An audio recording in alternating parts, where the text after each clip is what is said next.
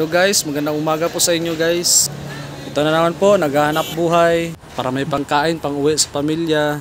Ganyan talagang buhay guys, araw-araw kumakayod. Pero guys, kita nyo to guys, walang bangka. So ibig sabihin nito guys, wala masyadong isda. Kaya ito kami ngayon ng mga kaibigan ko, kasama ko sa trabaho, nagchichismisan. Tingnan nyo guys, walang nakadisplay isda. So ibig sabihin yan, konti lang yung kikitain natin. Hindi naman ibig sabihin guys na wala kami kikitain pag walang bangka. Meron naman po kakaunti.